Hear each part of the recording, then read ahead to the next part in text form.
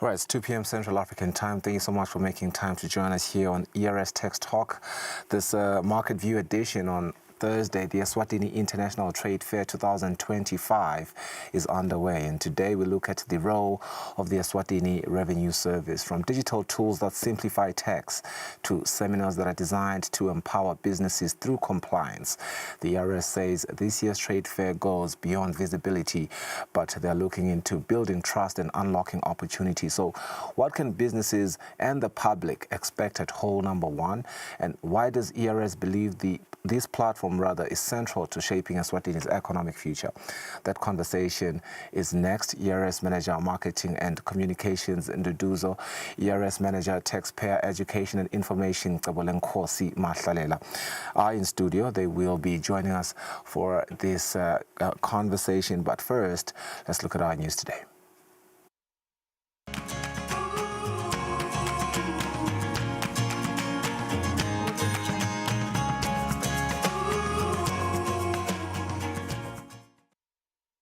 All right, and our first story coming from UNESWA, the University of Eswatini, is rising to the challenge of addressing the national skills mismatch through a range of innovative programs. One key initiative focuses on empowering differently abled students by establishing a center of excellence where they can access cutting-edge technologies that are essential for today's workforce as well as entrepreneurship. Speaking at the Science, Technology and Innovation Seminar during the trade fair aimed at boosting economic development, the Vice-Chancellor, Professor Justice Twala, he emphasized that UNESCO is actively reviewing as well as realigning its curriculum to better match industry needs and future job markets. Let's listen. We've got a big one coming, a Unipod, which is University Innovation and Podcast, where industry can send youth or who are attached to their institutions. As a university that we have been doing things traditionally, so we changed our mission. Our mission is now really like we are to respond to national and international needs through teaching and learning, research and innovation, but we've added one, entrepreneurship. So basically we want to produce students who are entrepreneurs. That's why we then established certain units to develop entrepreneurship. We've got basically the Entrepreneurship Business Development Center, which is in Commons, where students can work on projects on a small business to see if they've learned they can apply what they've learned in class. We've got another one in agriculture, which is similar, where students are to engage in small businesses to see if they can apply what they've learned. Luckily, for the other faculties, we then have a course in entrepreneurship that they can take as an elective. 24 companies Taiwan are showcasing at the Eswatini International Trade Fair this year. Yao P. Lian from the Taiwan External Trade Development Council says the participating companies represent sectors such as technology, food and green solutions. She adds that some of them are exploring investment opportunities in Eswatini to help boost economic growth. This year we bring 24 companies to participate in the Eswatini International Trade Fair. And we bring the latest products from Taiwan to suitable for the Eswatini industry. And also it's including like the computer, machinery, and the perfume, and the Taiwan is very famous for the food. Some of the company leaders share more about what they are bringing into Eswatini. This time we see in here have a big chance. And we bring some products to come here, and maybe can help each other. We work with Eswatini agencies for bilateral projects, and this year we are having a 5G project and e-commerce project featured. 5G is it's a project that we work with Babane City for their city area 5G smart city applications.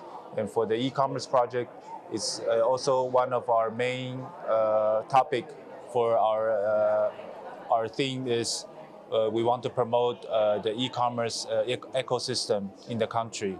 I think we're still in the initial phase. Basically, we already have this platform set up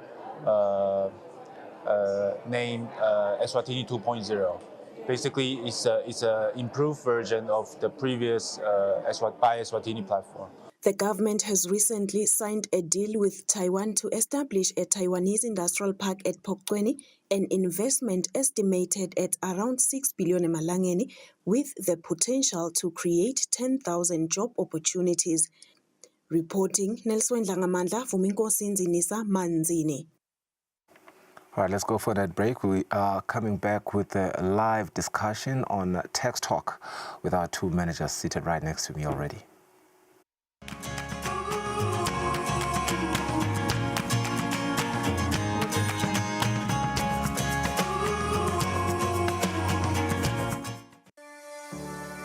Eswatini TV has signed a code of conduct that is enforced by the Eswatini Communications Commission. We are committed to reporting news that is accurate, comment that is fair, and programming that does not amount to hate speech or the description of gratuitous violence or explicit sex. For any complaints of our programming, please contact us on 2411-9600 or email info@eswatinitv.co.za. You can also contact the Eswatini Communications Commission on 2406-7000 or write a letter to ECCOM on PO Box 7811 Mbabane. Email address is info@ecom.org.sz.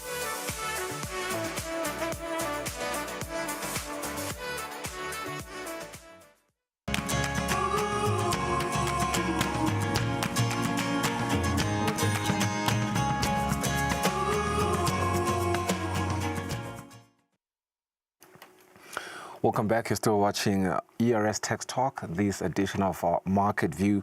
It's exactly, 7 minutes after 2. We get into our live discussion now as we take a closer look at the ERS's participation at this year's Eswatini International Trade Fair. You know, what they have going on there in Hall 1, as well as the products and services that they are showcasing, helping businesses as well as yourself, the public, in practical ways in terms of compliance and empowering ways. We have Marketing and Communications Nduduzo, as well as Manager for Taxpayer Education and Information, Kabula Nkosi Mahlela. Very good afternoon to the both of you. Welcome to the show. Thank you. Afternoon. How are you guys feeling? You good? Yeah, yes, I'm good. Yes, good. How are you? Okay, I'm doing all right. I'm just making sure none of you are nervous here. None of that, right? Definitely. Okay, it's an important conversation. The trade fair, it's such an important platform for the ERS this year. I think I took time. I went to Hall 1. I did see what you guys are doing there. Had a short conversation with the people that you have deployed there. What I realized is that the trade fair, you know, it sort of allows a real connection with the people, and people are enjoying that. Why is the trade fair such an important platform for you this year? Good afternoon to you, Sfiso, and afternoon also to our viewers at home.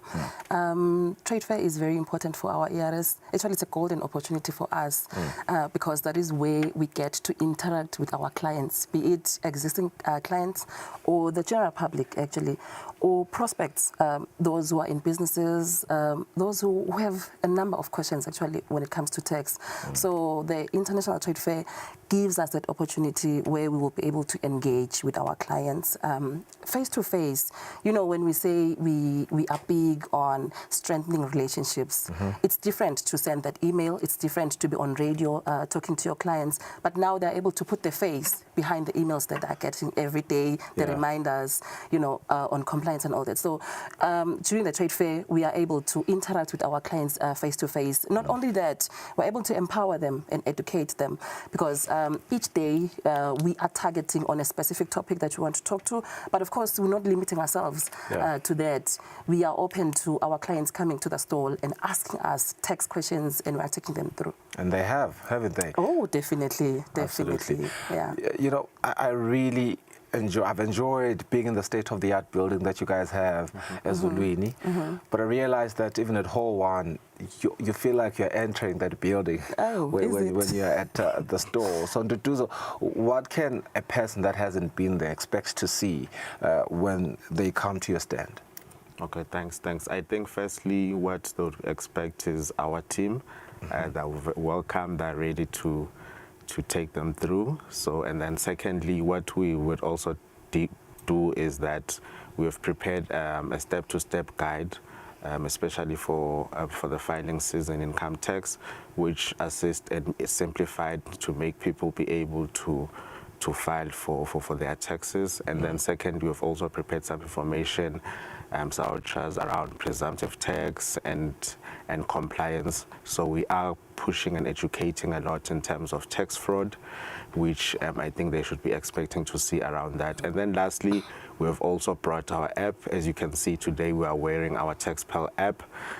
Today we're also pushing those downloads, educating about the app, how simple it is, and how it's user-friendly, and you don't need to probably go to the service centers anymore. Yeah. All of these items are available on the app. Yeah, and I'm sure people really do appreciate those, step-by-step sort of guidelines that they receive when they arrive at the stand.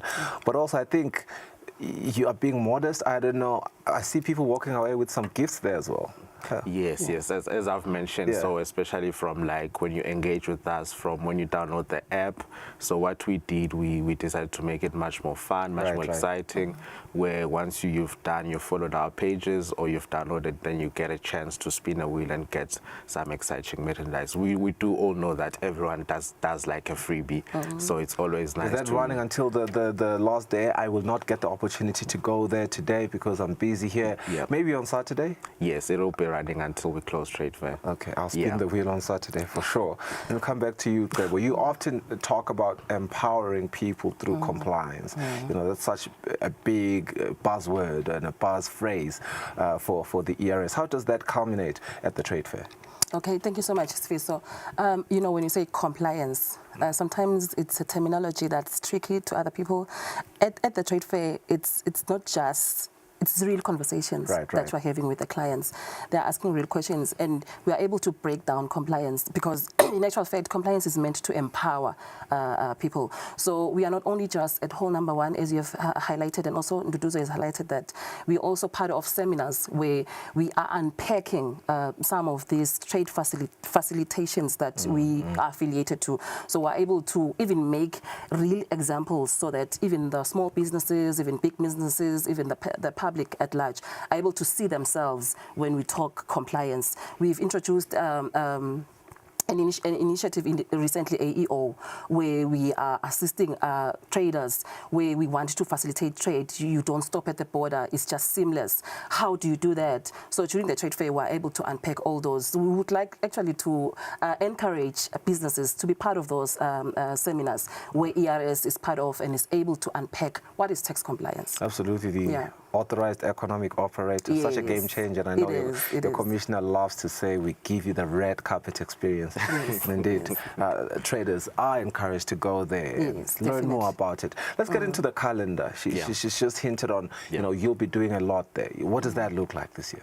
So what we did was, firstly, we decided to package our products according to different days. So what clients would be seeing is, as we post on a particular day, we'll be theming that particular product. For example, yesterday we were pushing presumptive tax, so that's what we're educating on the ground, and that's what they'll be seeing around that. But moving forward to the specific days which talk to us, so yesterday we had a seminar. Tebo has already touched a bit around that. We had a seminar where we were talking towards the certificate of origin, where we're targeting exports around that. And then secondly, we were also sponsoring the awards in terms of the top exporter awards, which were running yesterday. So we are sponsoring the person who came out to win yesterday as the top exporter to be part of the AUO program, so that they will be able to even export more goods much more faster and easy as the AO program works. And then also we will be continuing to package some of the products as I've mentioned on the other days, but we're also looking forward to the main day where His Majesty and his delegates will be also be visiting us to be able to show him what we've been pushing at Trade Fair and what we're continuing to push until we close. Yeah, absolutely. I mean, the whole country is looking forward to that main day. Yeah. We've spoken on empowerment as being a central driver for this year's fair for you guys, but I think it doesn't go unnoticed that there are still some small businesses that struggle with compliance. How will ERS support them at the fair? Okay, we've already highlighted on step-by-step guides, Yes. personalized consultation. Yes. So what you are doing at the trade fair, over and above the step-by-step guide, you are literally hand-holded on how to apply or on how to administer tax. Okay. Let's say you are registered for PAYE. How do I even calculate if my employee would be taxed so much? That's how far we are going. So we have some small businesses who have not embraced the main pillar of compliance, which is registration. So at the trade fair this year, we're able to even facilitate on-site registration.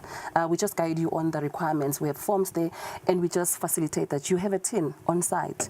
And more than just you registering, we've noted that with our small businesses, you find that they take time to update their profiles with us. Maybe you change your residence, you change your email address, you change your phone number. We are updating their profiles at the trade fair. So they should just come to our stall, and we are ensuring that you are handholding them, even in terms of updating their profile with us. That's a lot of education, and education is good because once you're educated, then you can comply. Yes, But surely there's more than just the education to do that, am I right? Yeah, definitely.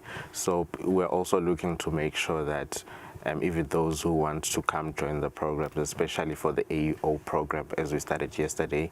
So we're looking in terms of how we can onboard them, how we can assist them as we continue on the journey. We are also looking to see how best we can get people to follow our pages as part of, that's where mostly we drive our education. We don't want it to end with trade fair. We do want people to be able to get this information as we continue. And then lastly, I think we've already touched again on the app, just to mention that people should download the app, should utilize it. Most of the information which we are talking about is already available on the app, so it's just text on your pocket. TaxPel. Yes. It is called the app. Yeah. I was lucky. I was there when it was launched. I believe I was. Such an incredible application, by the way, and very necessary and timely. What is your last message to the people? I think that was a good one for you, Kabilunkosi, just to encourage the people to get the app. I mean, to do so, my bad. Oh, okay. Yeah. Our biggest vision is to attain 100% voluntary compliance for a better Eswatini. And that is not possible if we don't make compliance simple for the businesses in Eswatini. So we are very big on simplifying compliance, breaking every barrier to compliance. So would like to encourage everyone who's around Manzini at Mavuso, please do visit our store. We'll be assisting you on everything tax. I'll just like to say that. Okay, thank you so much to the both of you. I'll be there on Saturday, I promise. I was there earlier this week. I did get a chance to come to the store, but I didn't get a chance to spin the wheel in the Duzo. What can I walk away with when I spin the wheel? A couple of the things, some goodies there. Schools are opening, some nice gifts for the kids. Can I get this T-shirt? I like this T-shirt. Yeah. So there's quite a number of things. You stress balls. If there's quite a number of things. I need a stress ball more than anything. More than the T-shirt. All right. Thank you so much to the both of you. Do visit the ERS store. They are located at in Hall 1, and they have a lot of good for you in terms of you can spill the wheel and win yourself some goodies, but you also have an opportunity to learn about compliance through step by step. They hand hold you, as Kabilunkosi said, so you have nothing to worry about. Please do make your way there. You're watching ERS Text Talk, the Thursday edition of Market View. We have our market analysis after the break.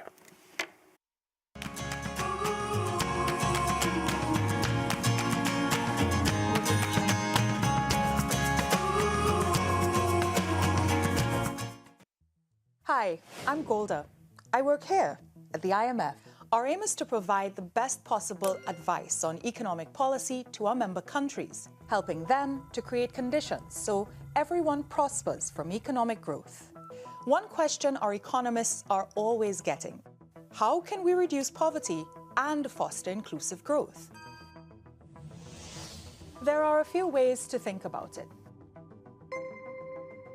Some say the government should be heavily involved in the economy, with regulations to keep people safe and high taxes that fund and support a healthy, well-educated and inclusive society, even if it's at the expense of higher growth. Others believe that the government should have little or no part to play in the economy. Lower taxation means more money in everyone's pockets. More individual freedom, they say, means more economic growth overall. But maybe there's a target we all could be shooting for: the best policies on inclusion and growth. Essentially, inclusive growth is about making the economic pie bigger and sharing those slices more widely. So, how do we get there? By aiming for a middle ground. Both sides mostly recognize the need for social safety nets, public pensions, unemployment insurance, food programs. These measures prevent extreme poverty and provide a basic standard of living. At the IMF, inclusive growth is central to our work because reducing poverty is in everyone's interest. Part of having a free and equitable society is ensuring we all benefit from its growth, no matter who we are. And it's not just about creating a fair and equal chance to succeed for individuals, regions, or countries. It's about distributing growth fairly for future generations too. Overall, inclusive growth is based on the idea that wealth creation, economic freedom, and equal opportunity can and should coexist.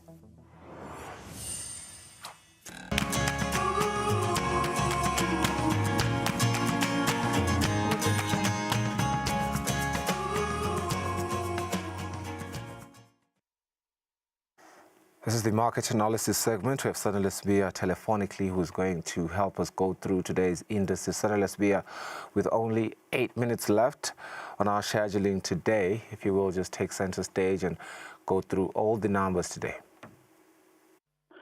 Thank you, Mr. Ngumalo, and a good afternoon to the viewer.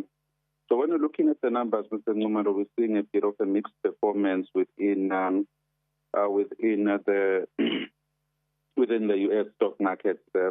You can see that the S&P 500 and the Dow Jones Industrial Average both gained in yesterday's trade, and with the Nasdaq leading the charge with 218 points. So what we're seeing there is the markets continue to carry the momentum that we have seen in the previous month. And also, when you look at the tech performance, we can see that Alphabet, the parent company of Google, actually posted positive gains in their numbers, and also in terms of weathering the regulatory threats that they're facing right now. But concerns remain about the strength of the U.S. economy, more especially the softening job market. And we've seen President Trump firing the chief of the Bureau of Labor Statistics there. But what markets are waiting to see is what will the Fed do in the next couple of weeks in terms of those interest rates, and what will President Trump and those tariffs, will they speak, and if there is a bit of recourse coming through from the market. And then moving through to Europe, Mr. Ngumalo, what we are seeing is, again, some positives both in within the UK and in Germany. With just France, they're still battling with those electoral news and electoral squabbles and those what you call the deficit financing there. But we're seeing in London, Labour is slowly driving the market. The Labour market, the Labour Party is slowly driving markets. Just to this stage of optimism or caution, or at least just being indifferent to what is happening there. And we're seeing today, again, the tech are leading the charge in Europe, in the US, in the UK, and we're seeing those retail and utilities companies leading the charge there. When we move on to Asia, Mr. Ngumalo, again, we are seeing a bit of a mixed picture there, with the mainland and Shanghai there, being on the downside, and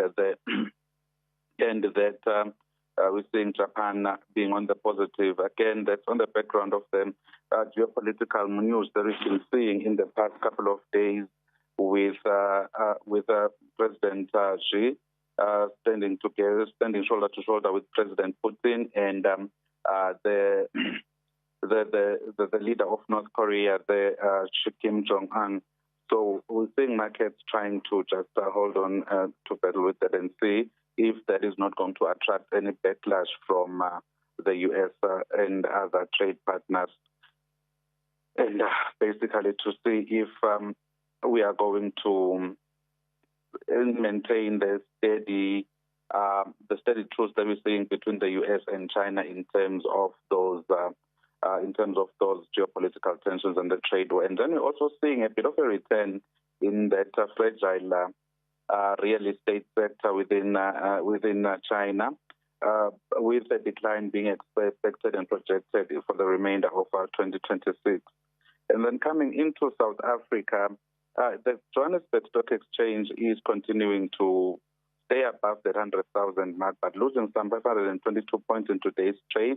That's largely driven by the dip in gold prices and quite a number of other other metals losing a bit of their value there, and that has somehow shifted, that has somehow taken the gains off of the Johannesburg Stock Exchange.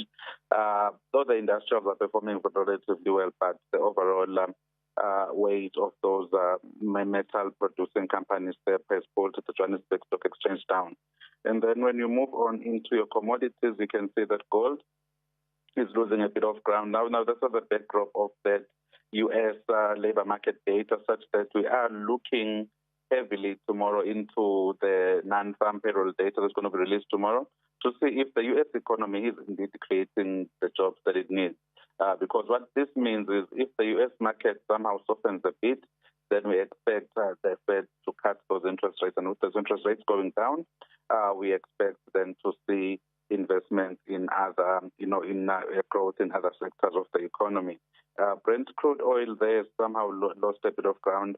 Again, that's on the background of the softening U.S. economy and what are the likely risks that it will trickle across the global economy there. And then you come into the Eswatini Stock Exchange, we've not seen any change in today's trade. But when you look overall in terms of the Langeni dollar exchange rate, we've lost some 74 percentage points. In the euro Langeni exchange rate, we've lost some 73 percentage points. And we've lost some 5.2 percentage points in the Langeni Japanese yen exchange rates, largely owing to those that dip in those mineral prices, Mr. Numan. Sospia, thank you for your time. Very succinct, very clear how you've explained all these indices. We have come to the end of the ERS Text Talk Market View edition this Thursday. Thank you for staying with us. Enjoy the rest of your day. Bye-bye.